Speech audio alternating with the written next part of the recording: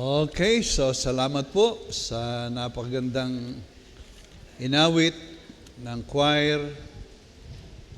We preach Christ. Ang aming ipinapangaral ay ang Kristo. So, salamat po. Wala tayong ipinapangaral pagdating sa persona, kundi ang ating Panginoong Jesus. At tunay na napakadakila po ng ating Panginoon. At muli po ay magandang umaga sa ating lahat. So, purihin po ang Panginoon na tayo po ay Kanyang patuloy na binibigyan ng buhay at lakas. Ngayon po ang huling linggo ng ating buwang ito ng Hunyo. At sa linggo po ay Hulyo na. Kaya po birthday ni Brother July. No? Kailan nga ba ang birthday ni Brother July? Ano ho? Okay. So, salamat po. At tunay na napakabuti ng ating Panginoon na bagaman mayroon pong mga nangyayaring mga problema, ay nanduroon siya. Alam po ng Panginoon ang lahat na nangyayari sa ibabaw ng daigdig. So, wala pong sorpresa sa ating Panginoon. At ang oras po natin ay 10:40 at tayo po ay dadako na po sa pag-aaral ng salita ng Diyos. At tayo po ngayon ay nasa huli nga pong linggo ng ating buwan, na kung saan po ay tayo po'y nasa atin pa rin pong pagtalakay sa atin pong tema ngayong buwan tungkol po sa Baptist distinctives. Ano ho? Atin pong binibigyan ng pansin ang bahaging ito bilang kumbagay maintindihan natin ano ba yung pananampalataya ng Baptista. Napakaraming relihiyon na nakakalat sa buong daigdig. Ay kayong mga Baptista, kayo ay ano baga kayo? Kaya po naman natin ito binabanggit ay para malaman natin mismong mga Baptist, ano baga tayo? At sa mga kaibigan na kasama natin, ay mapakinggan din po ninyo kung ano nga po baga. At ang isa nga po dito sa distinction na atin pong ipinapaunawa sa atin pong mga kapatiran at sa lahat na ay yung atin pong biblical authority. Okay? Na ang Bible po ang ating otoridad ng ating mga pagtuturo, pananampalataya. Yan ang ating saligan at wala nang iba. Diyan po yung ating pinangahawakan. Yung iba, may mga aklat sila na tinatanganan. Meron tinatawag na Pearl of the Great Price, Doctrine and Covenant, The Great Controversy. Okay?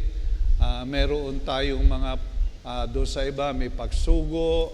Merong iba kung ano-ano, but we are just using one book, and that is the Bible. Okay? Na ito po yung ating salalayan ng atin pong paniniwala at gabay ng ating buhay. At dito po sa banal na kasulatan, ang isa sa itinuturo ng Biblia ay tungkol po sa prinsipyo ng kasarinlan ng bawat kaluluwa, na kung saan ang bawat isa po ay responsible and accountable to God.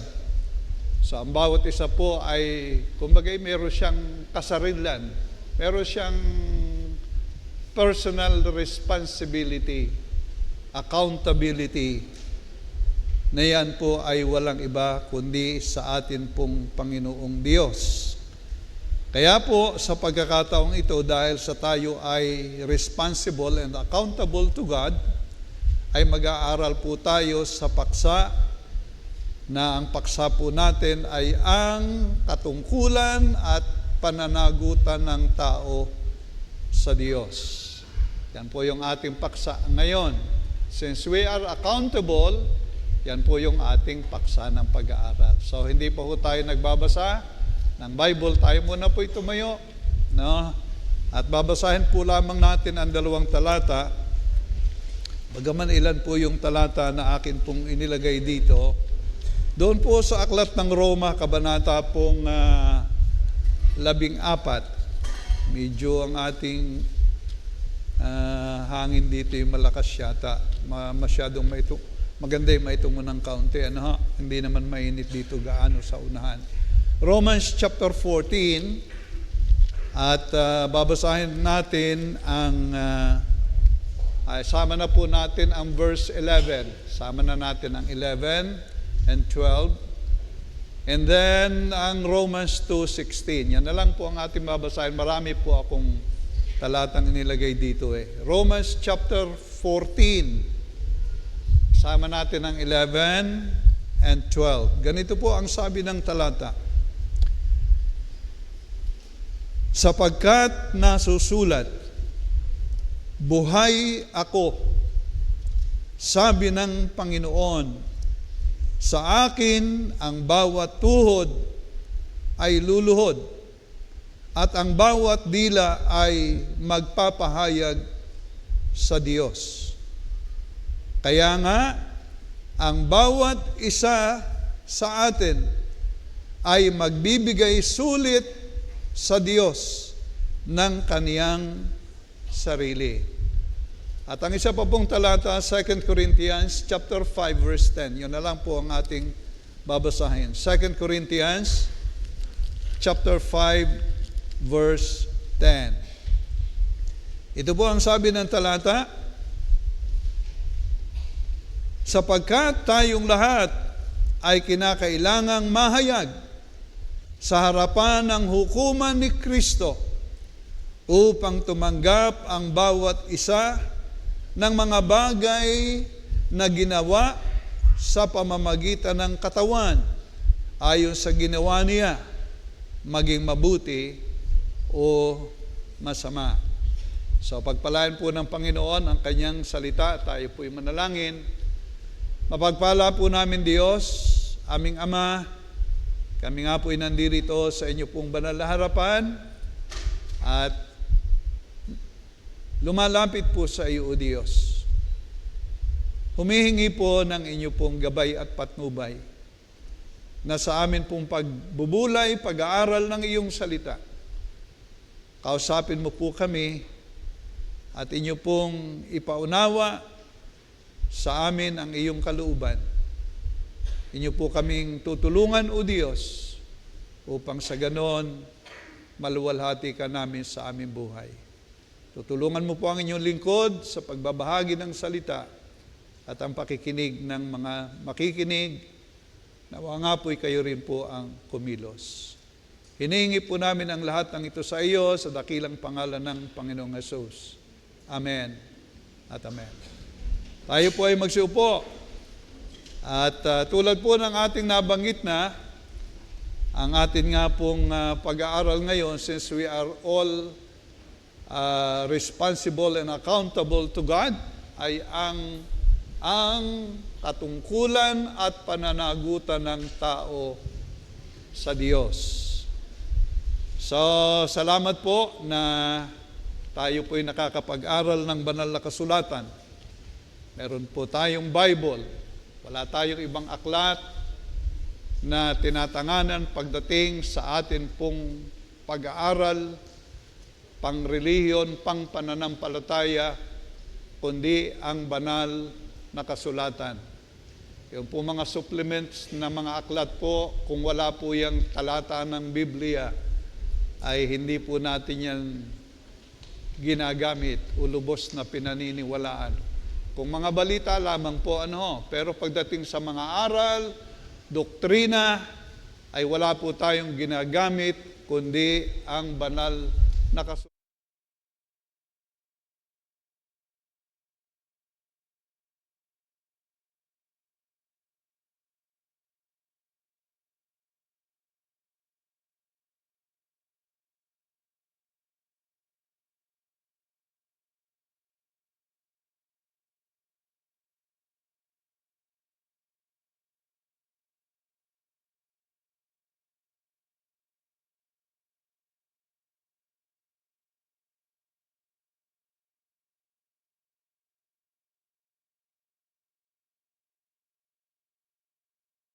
ito. Sabi po rito na maalaman mo na ito na alinmang hula ng kasulatan, itong Bible ang tinutukoy, ay hindi nagbuhat sa sariling pagpapaliwanag. Hindi daw po sa sariling pagpapaliwanag. Sapagkat hindi sa kalooban ng tao dumating ang hula kailanman, kundi ang mga tao ay nagsalita buhat sa Diyos na nangaudyukan ng Espiritu Santo. Kaya po sa atin pong pananampalatayang baptista, wala tayong source ng ating pagtuturo, kundi ang salita ng Diyos pagdating sa Panginoon. At ito po'y ating binabanggit para sa ating mga kaibigan na Bible po lamang tayo. At salamat sa Panginoon na available po sa atin ang Biblia, hindi po katulad sa ibang bansa na pag nakitang may Bible kayo, maaari kayong ipabilanggo, ipapatay dahil ipinagbabawal po nila. Bakit nila ipinagbabawal? Ayaw po nilang malaman ng mga tao ang tungkol sa Diyos. But praise the Lord, we have that freedom. Tayo po'y nakakapagbasa ng Bible dito, available ang Bible dito sa ating bansa. Kaya po encouragement natin ay magkaroon po tayo ng banal na kasulatan. So tulad po ng ating pinag-uusapan, ang atin pong bibigyan ng pansin ay ang katungkulan at pananagutan ng tao sa Diyos. So dito po sa ating binasang talata, mga kapatid, tulad po ng ating nabanggit na, ay ito po ay maliwanag na sinasabi ang pagpapahayag ng katungkulan at pananagutan ng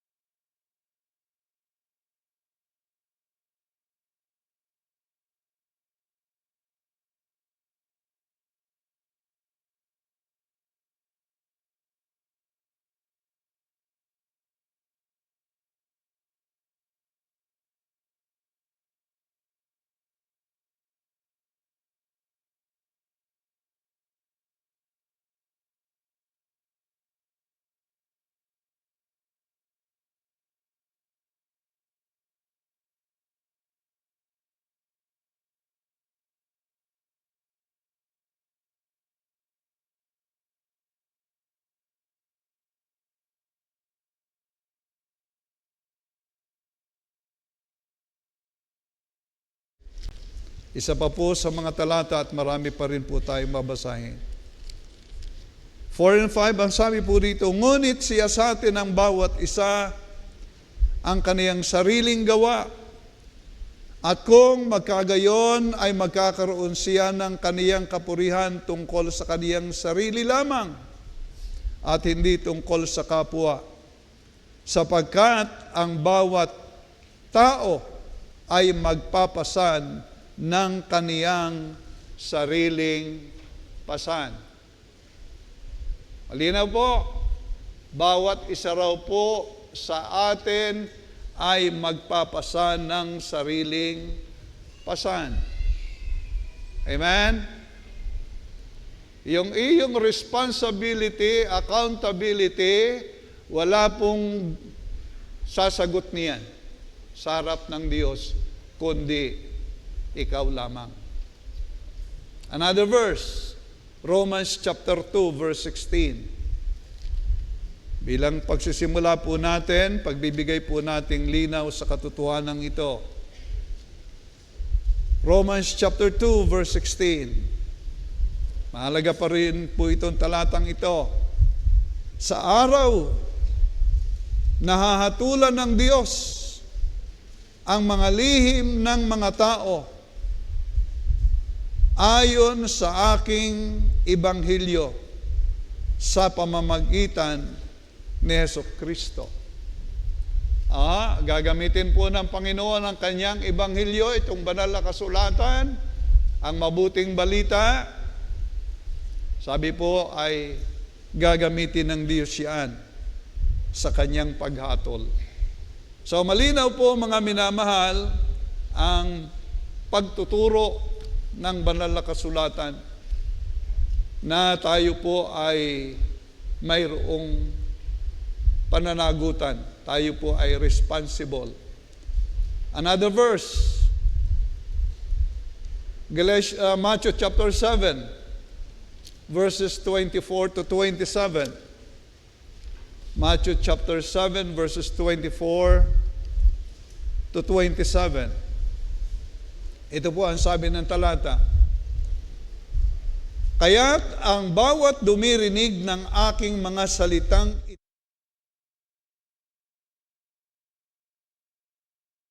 ang taong matalino na itinayo ang kaniyang bahay sa ibabaw ng bato at lumagpak ang ulan at bumaha at umihip ang mga hangin at tinampas ang bahay na yaon at hindi nabagsak sapagkat natatayo sa ibabaw ng bato.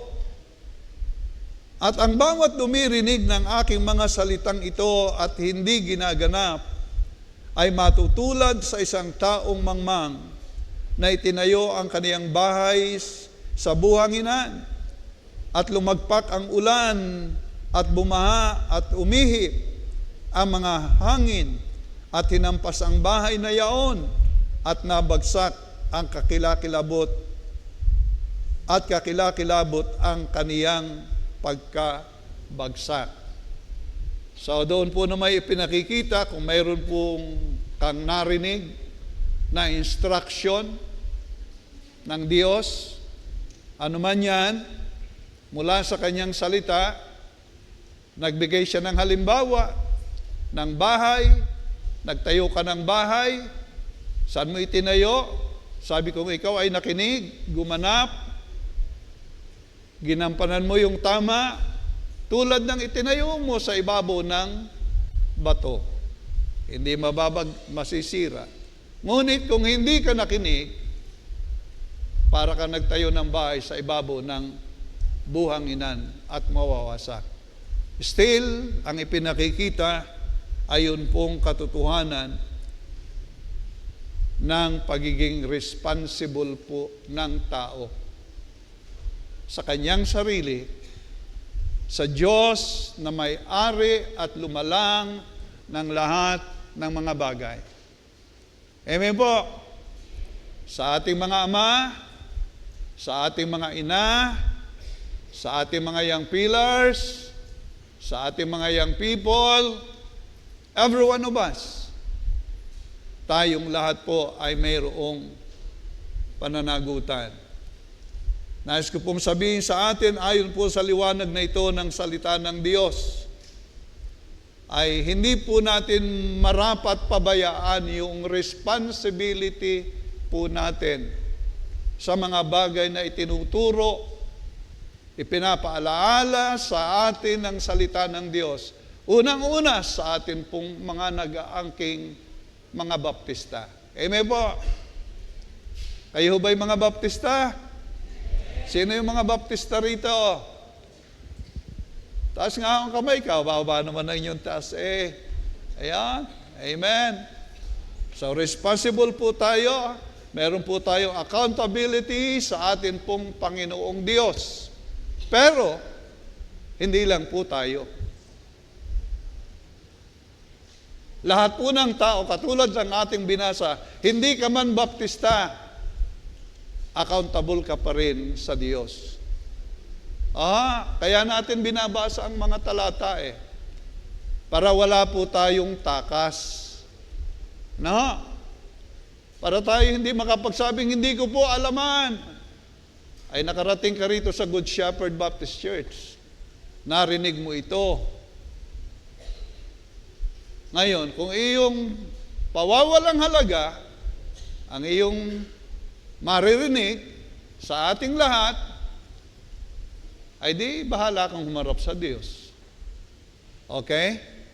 So kaya po mga minamahal, atin po lamang binibigyang pansin ang bahaging ito, na tayo po ay responsible, we are accountable sa ating Panginoong Diyos. Isang araw, sabi po ng ating binasang talata, tayo po ay haharap sa Kanya. Buhay ako, sabi ng Panginoon, bawat tuhod ay luluhod at magbibigay ng Kanyang mga ginawa sa harapan ng Diyos.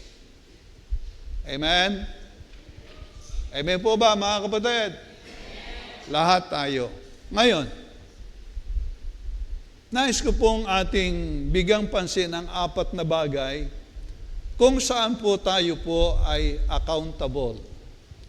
Ito pong ating pinag-uusapan, akin pong as much as possible ay makatulong sa lahat.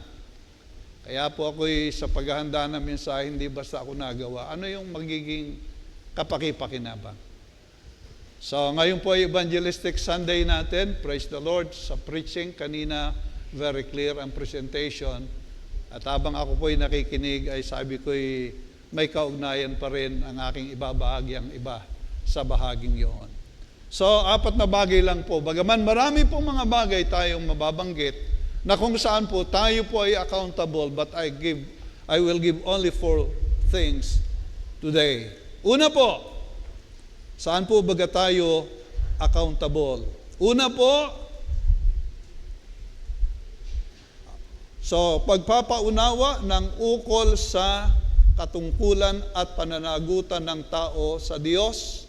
Ano po ang mga bagay na ito? So, ano po yung ipinapaunawa po sa atin tungkol sa katungkulan at pananagutan ng tao sa Diyos? Una pong bagay na akin pong sasabihin, ayoon pong tungkol sa pananampalataya. Ito po ang una, na ikaw ay nagtataglay ng tamang aral ng kaligtasan na nakasalalay sa salita ng Diyos. Yan ang isa sa mga accountability dapat pong maintindihan. Ang iyo bang pananampalatayang pinanghahawakan sa iyong buhay, yun bang itinuturo ng salita ng Diyos?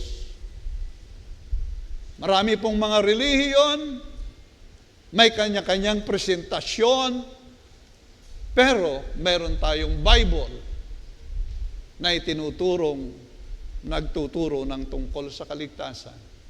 Ngayon, pagdating po dito sa pananampalataya, na may kaugnayan sa kaligtasan, ay ano po baga ang tinuturo ng banal na kasulatan? Ito po yung mga talatang na ibigay na natin noon pa. Buksan po natin ang Tito 3:5. Titus 3:5. Na ang sabi po rito na hindi dahil sa mga gawa sa katuwiran na ginawa nating sarili, kundi ayon sa kaniyang kawaan ay kaniyang iniligtas tayo sa pamamagitan ng paghuhugas sa muling kapanganakan at sa pagbabago ng Espiritu Santo. Nakita ho ba natin ang sabi riyan? Ang sabi, hindi dahil sa gawa ng mga katuwiran na ginawa nating sarili. Alam po niyo, marami mga tao, pag tinanong mo sa kaligtasan, paano ka maliligtas, ang kaniyang pinangahawakan ay ang kanyang kabutihan. Kaya natin ito nililinaw. Mga minamahal, kung ito po yung inyong pinangahawakan, ang sabi ng banal na kasulatan, hindi ang kabutihan mo. Amen? Another verse. 2 Timothy 1:9. 2 Timothy 1:9. Basahin po natin. Na siyang sa atin ay nagligtas. Ang siya po di ay si Christ. Na siyang sa atin ay nagligtas.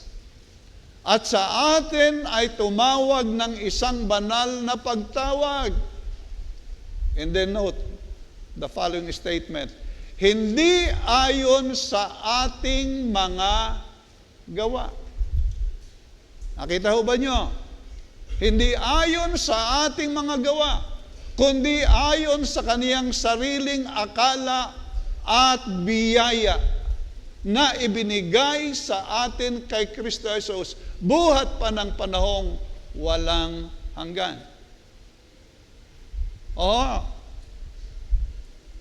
Sa mga minamahal naming mga kaibigang nandirito, pagdating po sa kaligtasan, yung inyong kabutihang gawa ay hindi po yan. Kung yan ang inyong pinangahawakan. Another verse, itong alam na natin, Efeso 2:8 at 9.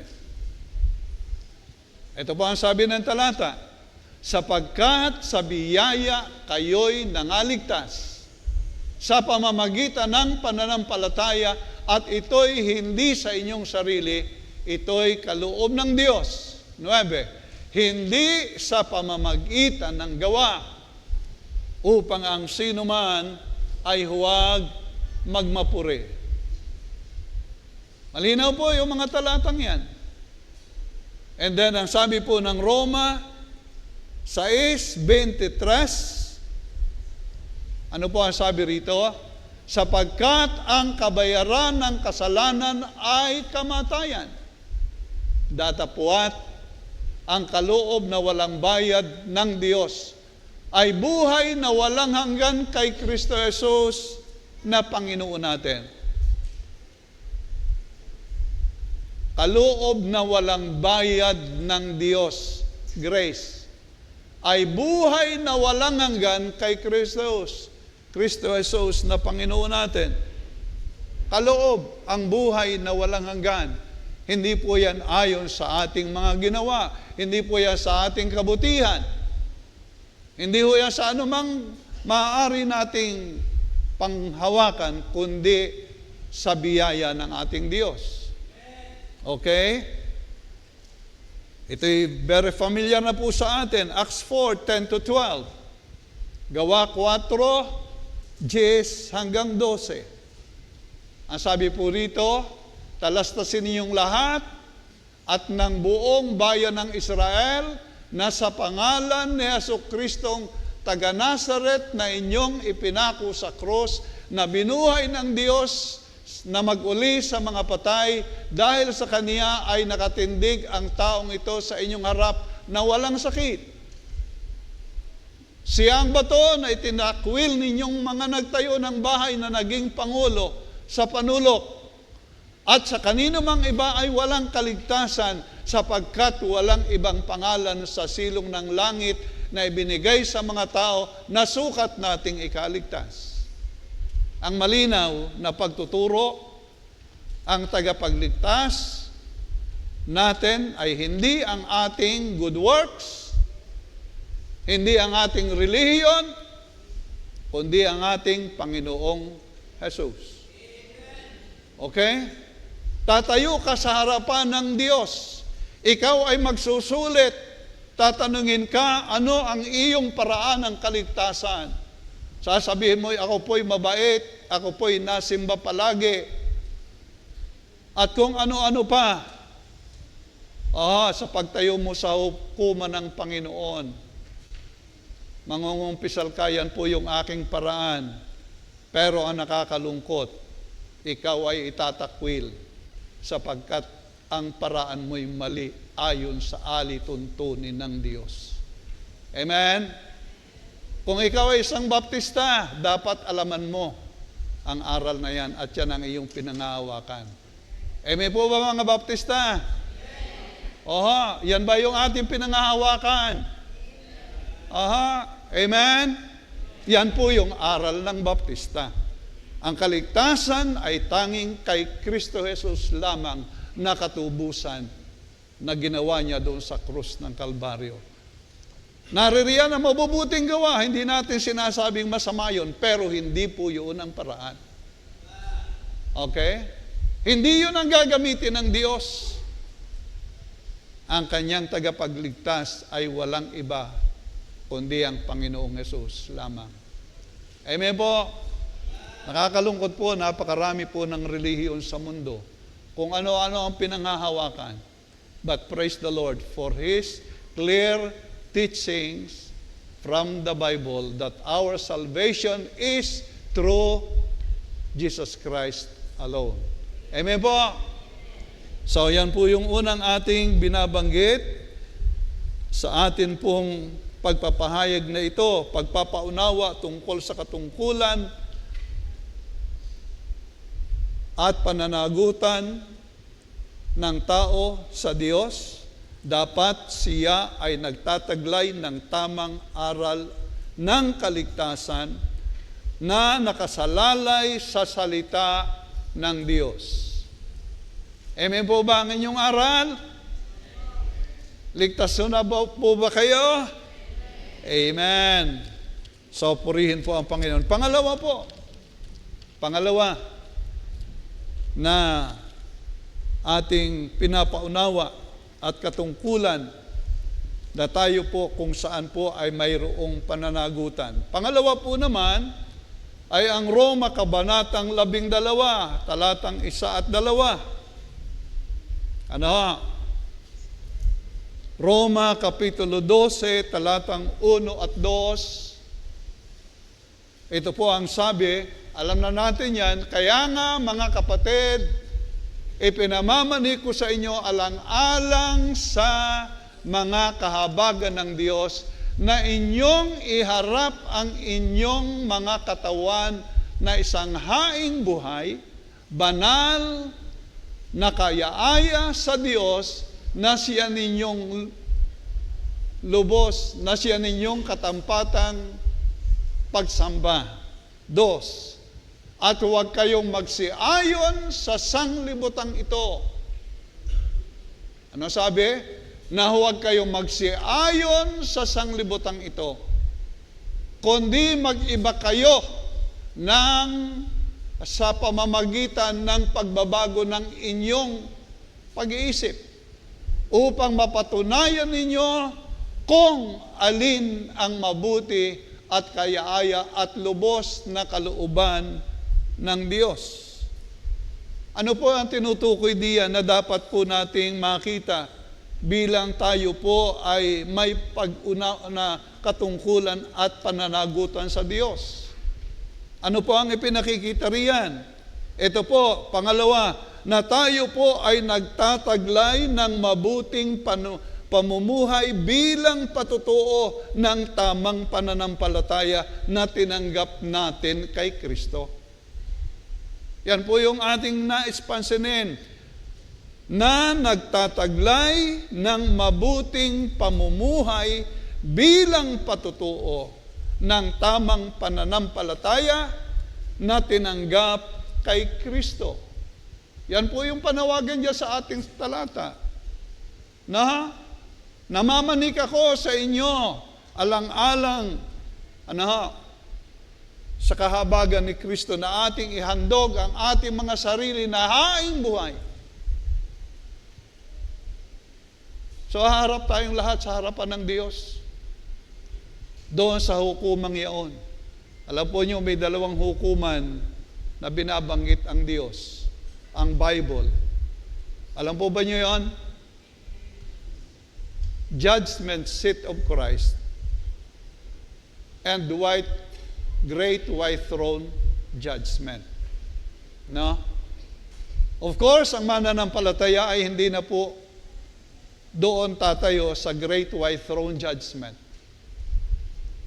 tayo po'y haharap doon sa judgment seat of Christ. While the unbelievers, they will stand before God in that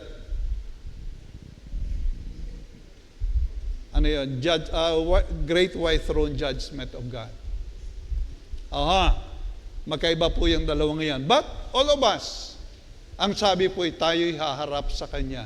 Marahil hindi magkakasabay, ibang panahon, but all of us, ipinakikita po yung pananagutan dito. Kaya po naman, ang sabi po ng 2 Corinthians 5:17, if any man be in Christ, siya ay bagong nilalang, ang mga dating bagay ay nagsilipas na, narito sila ay pawang naging mga bago. Bilang tayo po ay nagtataglay ng kamalayan, bilang tayo po ay mayroong katungkulan at pananagutan, tayo po ay dapat nagtataglay ng mabuting pamumuhay bilang patutuo ng ating pananampalatayang tinanggap kay Jesus. Ephesians chapter 5 verses 1 to 5 and 15 to 20. Tingnan po natin ang sinasabi ng talata. Chapter 5 verses 1 to 5 and then 15 to 20. Kaya ang sabi po, kaya nga kayo nga'y magsitulad sa Diyos na gaya ng mga anak na minamahal. At magsilakad kayo sa pag-ibig. Okay? Gaya rin naman ng pag-ibig ni Kristo sa inyo na ibinigay dahil sa atin ang kanyang sarili na hain at handog sa Diyos upang maging samyo ng masarap na amoy. Ngunit ang pakikiapid at ang lahat ng karumihan o kasakiman ay huwag man lamang masambit sa inyo gaya ng nararapat sa mga banal. O ang karumihan man o ang mangmang na pananalita o ang mga pagbibiro na di nararapat, kundi kayo'y magpasalamat, sapagkat talastas ninyong lubos na ang sino mang mapakiapid o mahalay o masakim o isang mapagsamba sa mga Diyos-Diyosan ay walang anumang mamanahin sa kaharian ni Kristo at ng Diyos. 15. Okay? Ano sabi ron? Mag-ingat nga kayong lubos kung paano kayo lumalakad. Huwag gaya ng mga mangmang, kundi gaya ng marurunong. 16. Na inyong samantalahin ang panahon sapagkat ang araw ay masasama. 17. Kaya huwag kayong maging mga mangmang, kundi unawain ninyo ang kalooban ng Panginoon. At huwag kayong magsipaglasing ng alak na kinaroroonan ng kaguluhan, kundi kayo'y mga puspos ng Espiritu. Mga minamahal, hanggang sa 20 po yan. Taririyan po ang sabi. Kaya po dito, since na tayo po ay responsible sa bahaging ito, meron po tayong instruction sa atin. Bilang anak ng Diyos, haharap tayo sa Kanya, na sana po na tayo po ay humarap sa Kanya na nagtataglay ng mabuting pamumuhay bilang patutuo ng pananampalataya. Amen po? Minsan, kala natin tayo tagamundo na rin. No, hindi po ganun ang mananampalataya. Pagharap natin sa hukuman ng Panginoon, magsasaysay sayo sa Kanyang harapan. Anong ginawa mo? Anong naging buhay mo?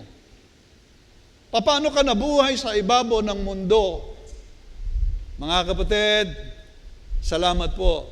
At purihin po ang Panginoon. Si Apostol Pablo, nung una, hindi po maganda ang buhay, pero kaniya pong inayos ang kanyang buhay nung siya po'y makakilala sa Diyos.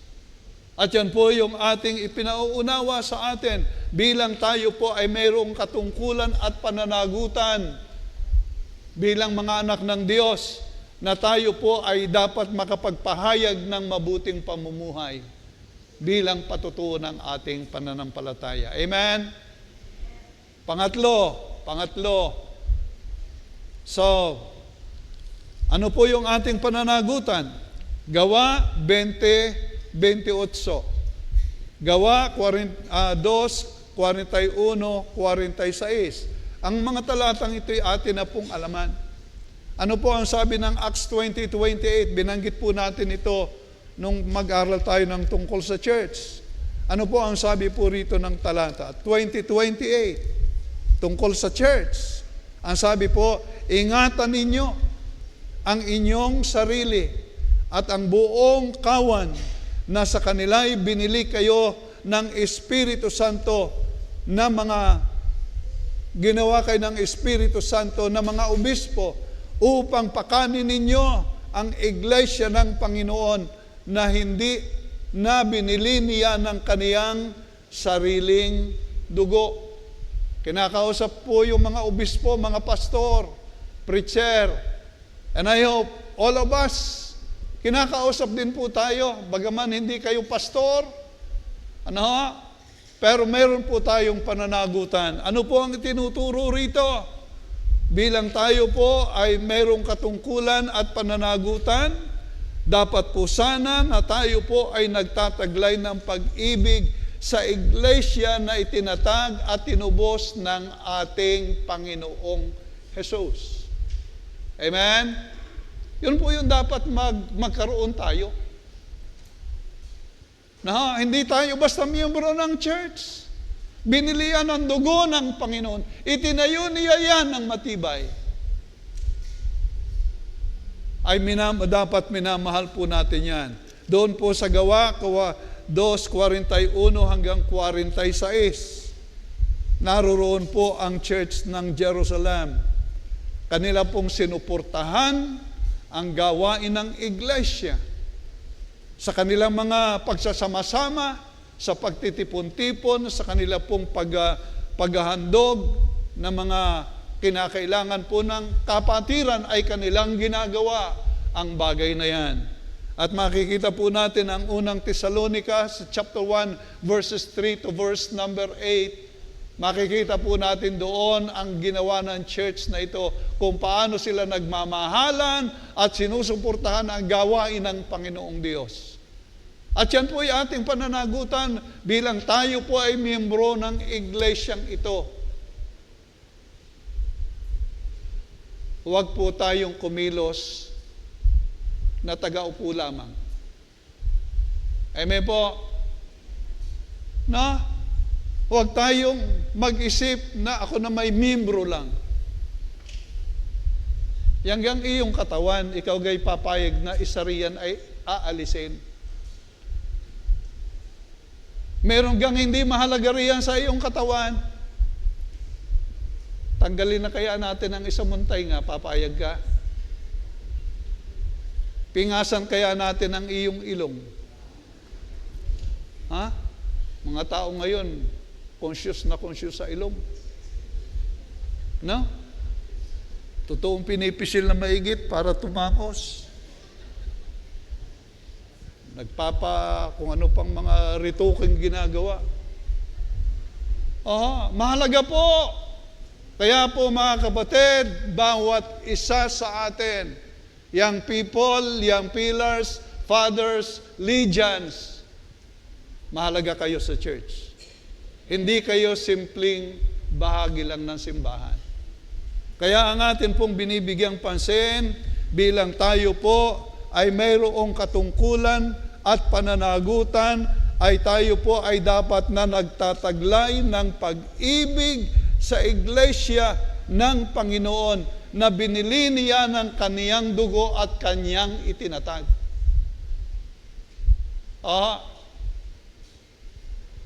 Okay?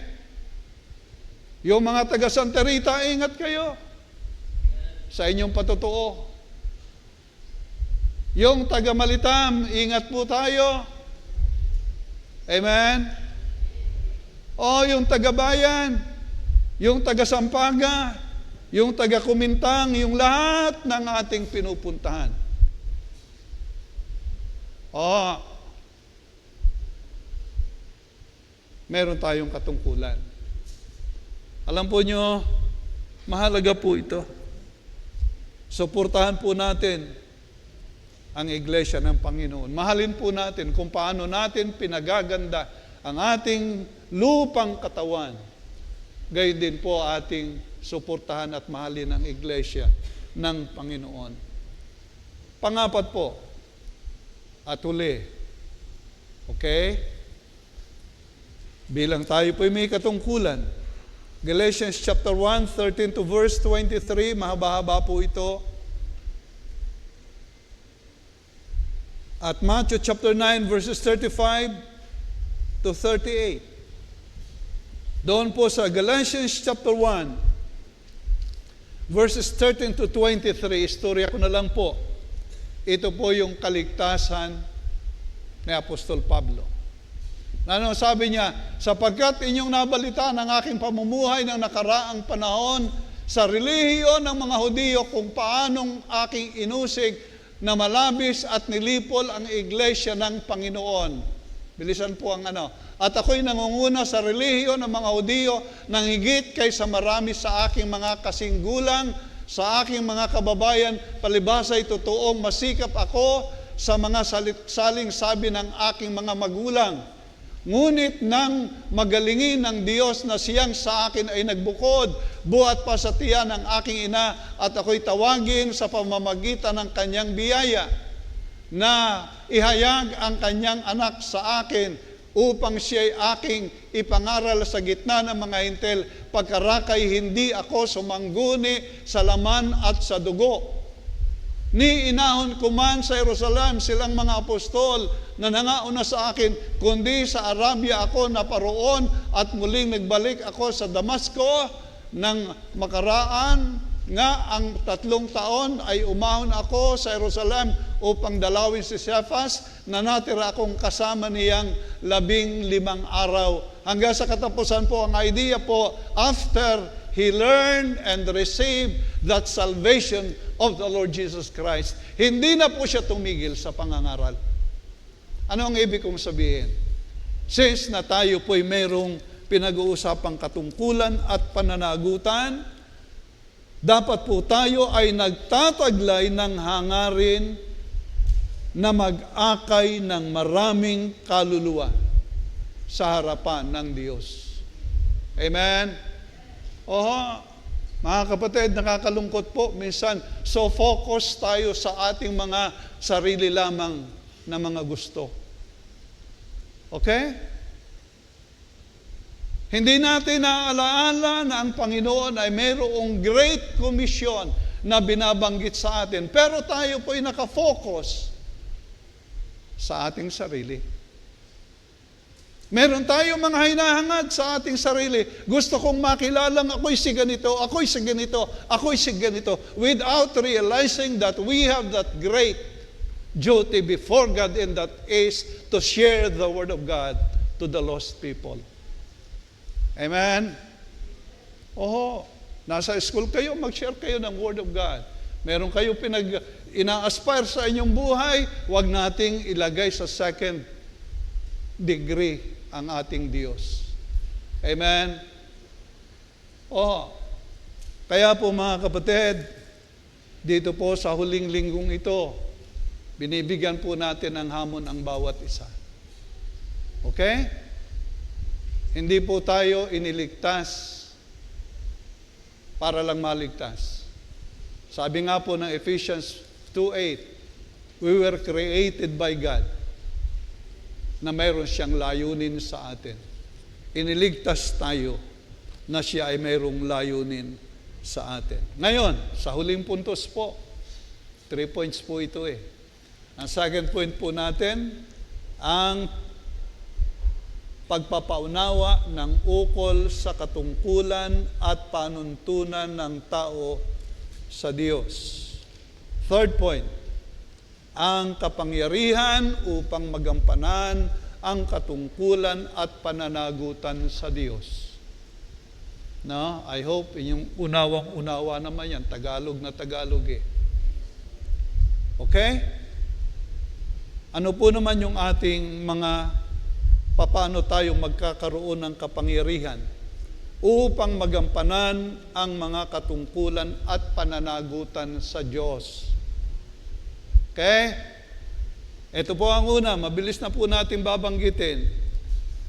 Una po, 1 John chapter 2, verses 15 to 17. Ano po ang sabi ng ating talata? 1 John 2, 15 to 17. Sabi po ng talatang ito, kinakausap tayong mga mananampalataya, huwag ninyong ibigin ang sanglibutan, ni ang mga bagay na nasa sanglibutan.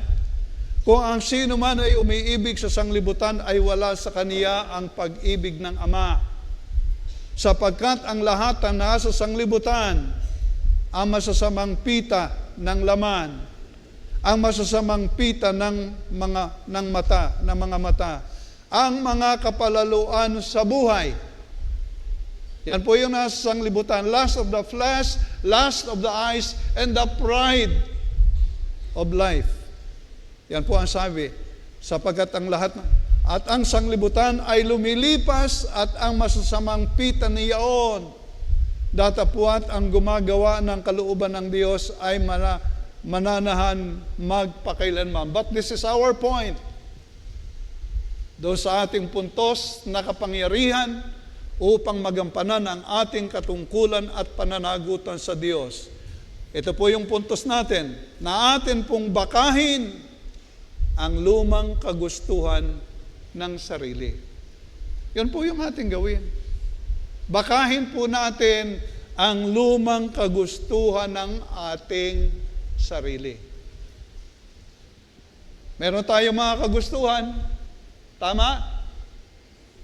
Tama nga ho baga? Ngayon, bilang Kristiyano, ano yan? Yan ba'y naaayon sa kagustuhan ng Diyos o kagustuhan mo lamang? Iyong tingnan. Haharap tayo sa hukuman ng Diyos. Titindig tayo ron. O ikaw, tayo ka rito. Sabihin mo, mangumpisal ka. No? Pagdating sa mga bahagi ito, kumusta ang mundo sa iyo?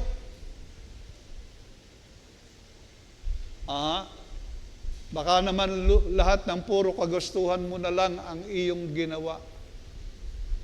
Lust of the flesh, lust of the eyes, and the pride of life. Alam po niyo, lahat tayo may yabang. Tama po? Lahat tayo may yabang.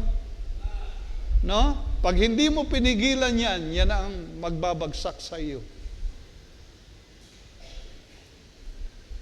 Kaya atin ang pong sinasabi, kontrolin natin, bakahin natin ang ating sarili. Sa contest, palagi natin gusto nating first tayo. Ayaw nating sa huli. Tama? Oo, sa lahat, gusto natin. Yan ay old nature. Ano ho? Pero minsan, yung nature na yan ang magdadala sa atin sa pagkapahamak. Number 2, ang atin pong pinag-uusapan ay ang kapangyarihan. Para pagtayo natin sa harapan ng Diyos, mayroon tayong magandang mukhang ihaharap. Hindi na palagi nakatungo. Eye to eye. Naharap sa Diyos. Nakakarap kaya tayo ng mata sa mata? Sana po, pag-pray natin sa Diyos. Pangalawa po, Ephesians chapter 6, verses 10 to 8. Yan na po yung pangalawang kapangyarihan na kinakailangan nating makita at ma-appreciate at atin pong mapaghandaan. Ephesians chapter 6, verses 10 to to 8. Ito'y alam na natin. Ang sabi po ng ating talata dito, katapos-tapusan, magpakalakas kayo sa Panginoon at sa kapangyarihan ng kaniyang kalakasan. Mangagbihis kayo ng buong kagayakan ng Diyos upang kayo'y mangagsitibay sa mga lalang ng dyablo. May lalang. Device, wiles, ang sabi po rito, mga patibong ng dyablo. Verse 12, sapagkat ang ating pakikipagbaka ay hindi laban sa laman at dugo, kundi laban sa mga pamunuan, laban sa mga kapangyarihan, laban sa namamahala ng kadilimang ito sa sanglibutan, laban sa mga ukol sa espiritu ng kasamaan sa mga dakong kaitaasan. Diablo ang kalaban natin dito. Gumagamit siya ng lalang. Hihipuin niya yung ating old nature. Yun ang ipapakita sa ating, kita mo gaika, ang ganda ng bahay ng ating kapitbahay. Ang iyon na may dampa. Mainggit ka. Oh. Ang ganda ika ng kanyang damit. Oh, yun ay binili doon sa kung saan? No? Punta ka roon.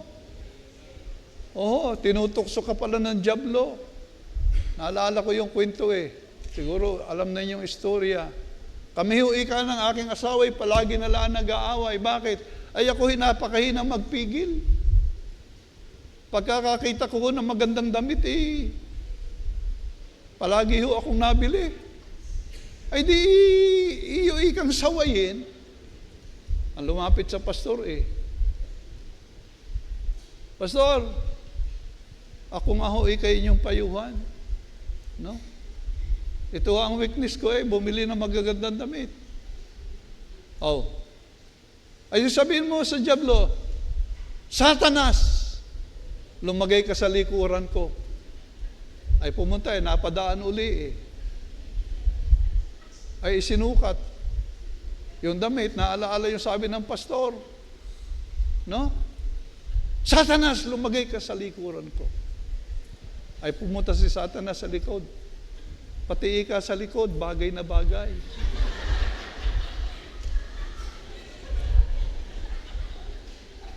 No? Bili rin. No? Kaya nakita ang ganda sa harap. Naalala yung sabi ng pastor. Satanas, lumagay ka sa likuran ko. Ay masabing bagay na bagay ika sa iyo, sayang na sayang yan, pagka mapapunta sa iba. No? Minsan tayo mga kapatid, dapat ay nagpipigil.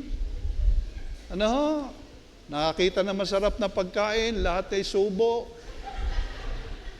Kaya high blood na hindi pa natigil. No? Ako yung nagda-diet ngayon. Kakaunti na po ang aking kanin. Bakit? Abay, mayroong namamatay na kabata pa No? Ay, sige. Okay. Ano nangyayari sa inyo riyan?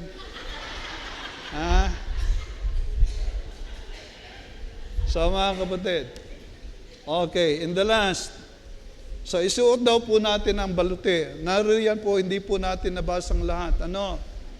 Ito po yung sabi, dahil dito magsikuha kayo ng buong kagayakan ng Diyos upang kayo makakatagal sa araw na masama at kung magawa ang lahat ay magsitibay.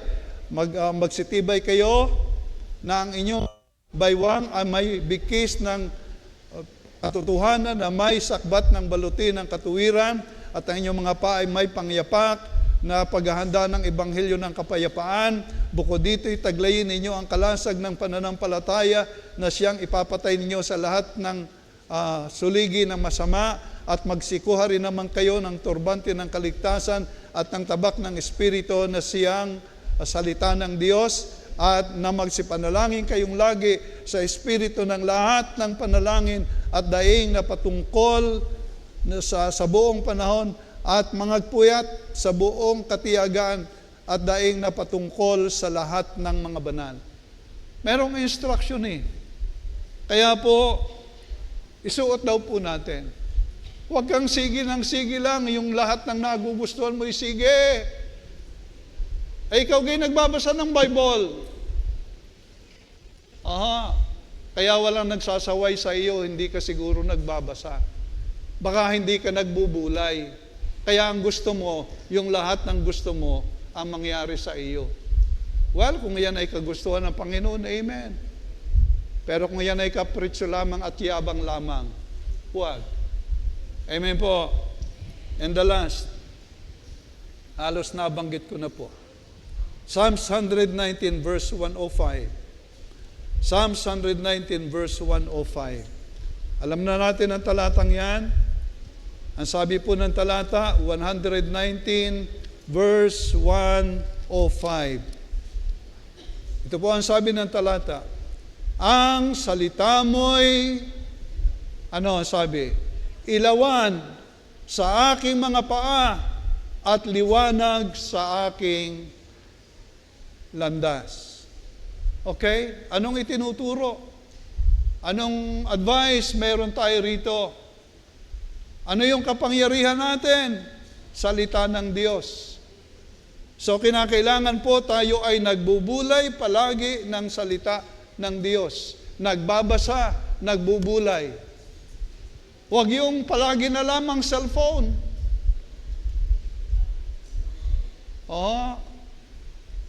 Magbasa tayo ng Biblia. Nakabili nga kayo ng cellphone, hindi kayo makabili ng Bible. Kayo ba'y may Bible na sa inyong bahay? O yung mga baptist? Dapat may Bible tayo. May Bible nga, nababasa ba naman? Pakitaan tayo ng Bible. Yan bang inyong Bible may underline? Pag walang underline na yan, ibig sabihin, ikay tamad. Magbasa. No? 5 taon na'y bago pa rin. Ayawan ko naman sa iyo.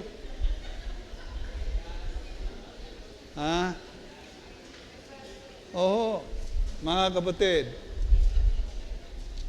At ang sabi, alam na natin yung mga talatang ito, pero ating ipinapaalaala sapagkat ito ay mahalaga. Mga kapatid, tayo po ngayon ay halos nagtatapos na sa atin pong Baptist distinctives. Alam po niyo, aking iniisip yung mga kahulugan ng Baptist na yon. Mayroong mga definition yon. Pero iniisip ko, mas mahalagang aking sabihin.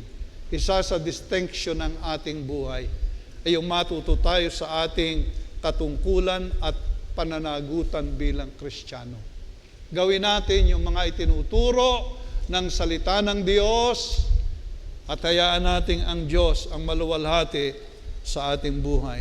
At sa kahuli-hulihan, mga minamahal sa aming mga kaibigan, mga bisitang nandirito, nabanggit ko po sa inyo na sana po ang aral ng ating kaligtasan ay aral ng Biblia, hindi po aral ng tradisyon. Minsan, dito na ako nagising, dito na ako mamamatay. Huwag po. Huwag. No? Kung tiyak ninyong nasa tama kayo, yes. Pero kung kita na ninyo mula sa salita ng Diyos na mali kayo, mag-i-stay ba kayo diyan? Kaya tayo nagbabasa ng Biblia ay upang ipakita sa atin ang katotohanan ng salita ng Diyos. Sa ating mga mananampalataya, sana po magkaroon tayo ng isang pusong handang sumunod, ayusin at ating gawin ang itinuturo ng salita ng Diyos. Tayo po'y manalangin. Mapagpala po namin Diyos, aming Ama, salamat po sa iyo ngayong umaga. Kami po ay nag-aral ng iyong salita. kami po, Panginoon, ay magtatapos na sa aming paksang tinatalakay sa tema po namin, Baptist Distinctives. Ngunit ano pong saysay ng mga sinasabing distinctives na yon kung hindi po nakikita sa aming buhay? Lord, tulungan mo po kami na sana nga po kami po ay tunay na manghawakan at yakapin po namin ang iyong aral. At sa aming mga kaibigan, aming Panginoong Diyos, kung mayroon po sa amin na ang panghawakan sa kaligtasan ay hindi po ang aral ng iyong salita, bigyan mo po, Panginoon, sila ng tapang na kanila pong harapin ang katotohanan at yakapin po ang tamang aral ng iyong salita. Lord, kayo po ang aming inaasahan. Sa mga oras na ito, kayo po ang kikilos at gagawa. Habang tayo po ay nakatungo, nakapikit ang ating mga mata sa aming mga kaibigan, kung ikay isa sa mga bisitang nandirito at wala ka pang kaligtasan, kung wala ka pang katiyakan, ang Panginoong Jesus ang tanging paraan. Sana ngayong umaga, kung naunawaan mo, Panginoong Jesus, kayo po ang nagdusa sa krus, kayo po ang nagbigay ng iyong buhay upang tubusin ako. Salamat po, Panginoon, ikaw ay aking tinatanggap sa aking puso ngayon. Meron po bang ganyan ang pagpapasya? Meron po bang magtataas ng kamay kung hindi mo pa natatanggap ang Panginoong Jesus? Meron po ba? Meron po ba? Sige po, kung hindi mo pa natatanggap. Sa mga mananampalataya, mayroon tayong panununtunan. Ikaw ba'y nandiriyan at sumusunod sa kanyang kalooban? Kung nakita mo sa iyong sarili, Lord, tulungan mo po ako. Marami pa rin sa aking mga layunin gustuhin sa aking buhay ay hindi mo kalooban. Help me, O God, to be able to uphold your will in my life. Narito po ako, Panginoon. Kung yan ang prayer mo, then you can stand wherever you are and pray to God for help. Is that your prayer? Amen. Meron pa ba? Yes. Yes. Amen. Yes. Sige po. Sige po. Dakila po namin, Panginoon. Kami po ay nagpapasalamat na mayroon kang salita na iyong ibinibigay sa amin. At nawa nga po, Panginoon, sa bawat isang nakinig, sa inyong mga anak, bigyan mo po ng pusong suko sa iyong kalooban.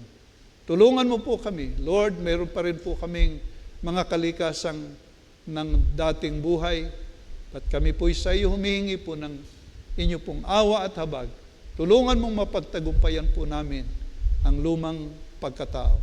At Panginoon, sa mga may panalangin ganito, tulungan mo po, O Diyos, at tulungan mo po ang bawat isa na makita po namin ang katotohanan, kayo po ang dapat makilala sa aming buhay. Aming Ama, ito po ay aming dalangin sa iyo at hiningi po ang lahat sa dakilang pangalan ng Panginoong Jesus. Amen at amen. Salamat po, purihin po ang Panginoon.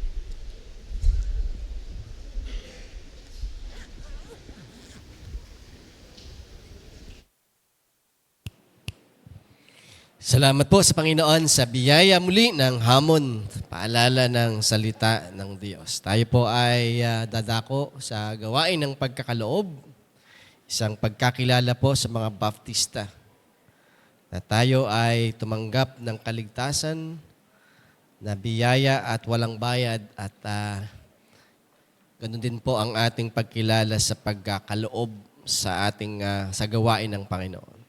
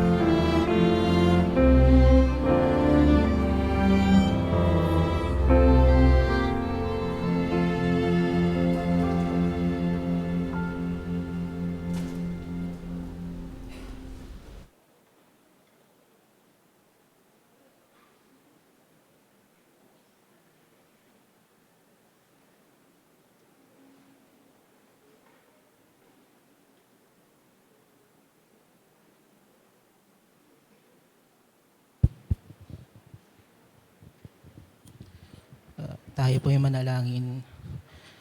Dear Heavenly Father, thank you for today. Thank you for your grace and mercy. Please forgive us for our sins, O Lord. We were once like the men who was trying to push the boulder up the hill just to see it roll down again. Dahil kami po ay sa sarili naming kaparanan lang nakasalalay. Pero tulad po ng ating napag-aralan, ikaw lamang po ang makakaaring ganap sa amin. You're the only one